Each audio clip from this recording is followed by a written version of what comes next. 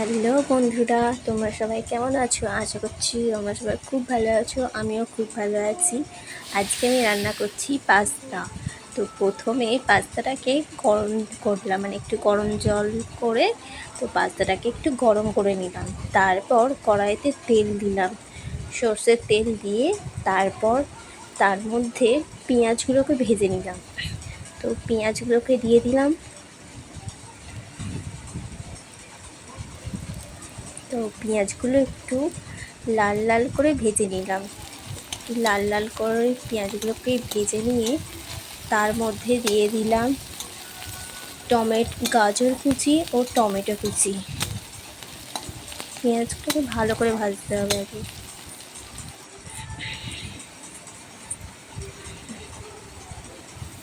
তো গাজর কুচি আর টমেটো কুচিটা দিয়ে ভালো করে ওগুলোকে ভেজে নিলাম।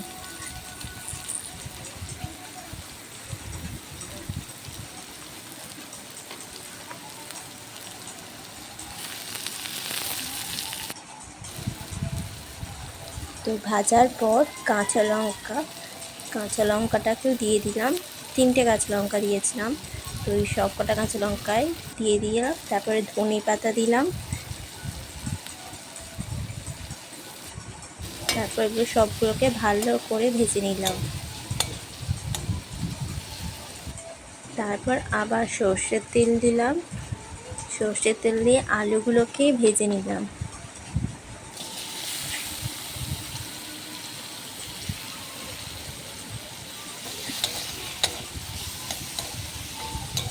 তো আলুগুলোর মধ্যে একটু নুন আর হলুদ দিয়ে দিয়েছিলাম।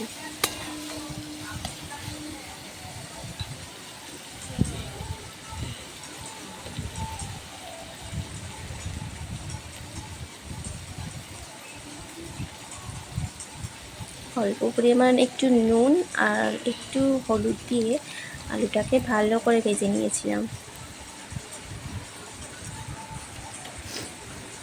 তারপর আলুটা ভালোভাবে ভেজে নিয়ে তারপর ওটাকে ভালোভাবে নেড়ে চেড়ে তারপর তুলে নিয়েছিলাম। তারপর ডিমটাকে ফাটিয়ে তার মধ্যে একটুখানি নুন দিয়ে ডিমটাকে ভালো করে ফেটে নিয়ে সেটাকে ভালো করে ভেজে নিয়েছিলাম।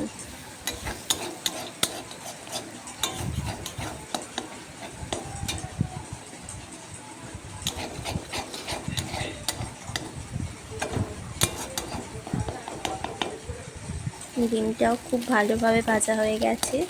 ডিমটাও আবার তুলে নেব। তারপর আবার কড়াইতে সাদা তেল দিলাম।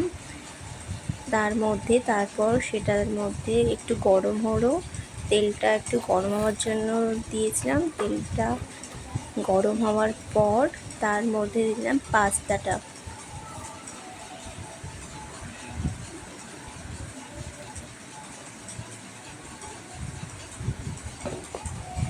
পাস্তাটা দিয়ে অল্প অল্প করে একটু একটু করে নাড়ছিলাম, যাতে তেলটা ভালোভাবে পাস্তার মধ্যে পুরোটাই ভরে।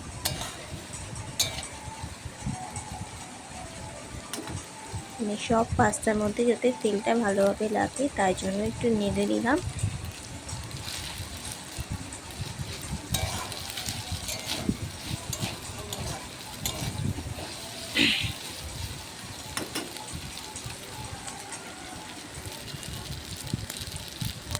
তারপর হাফ চামচ মতন নুন দিয়েছিলাম।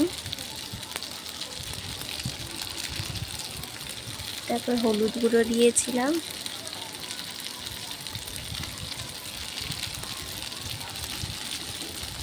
এটাকে খুব ভালো করে নাড়ছিলাম। তো নেড়ে তারপর ওটার একটু নেড়ে তারপর লঙ্কা গুঁড়ো দিলাম।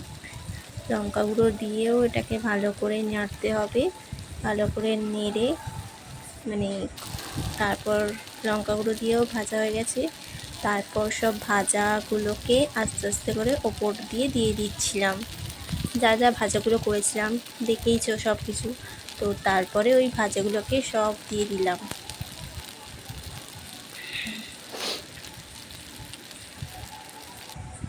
তো তারপর ডিম যেই সব দিয়েছিলাম ভেজেছিলাম সেগুলো আলু, ডিম, টমেটো, গাজর, লঙ্কা, ধনে পাতা এগুলো যে সব করেছিলাম সেগুলো সব দিয়ে ভালোভাবে নেড়ে তারপর মশলাটাকে দিয়ে দিয়েছিলাম। মশলাটাকে দিয়েও ভালোভাবে নাড়তে হয়েছিল। ভালোভাবে নেড়ে আমার পাস্তা রেডি। তো কেমন হয়েছে আমার পাস্তাটা অবশ্যই সবাই জানিও, আর ভালো লাগলে একটা লাইক আর কমেন্ট অবশ্যই করিয়ে দিও। থ্যাংক ইউ সো মাচ বন্ধুরা।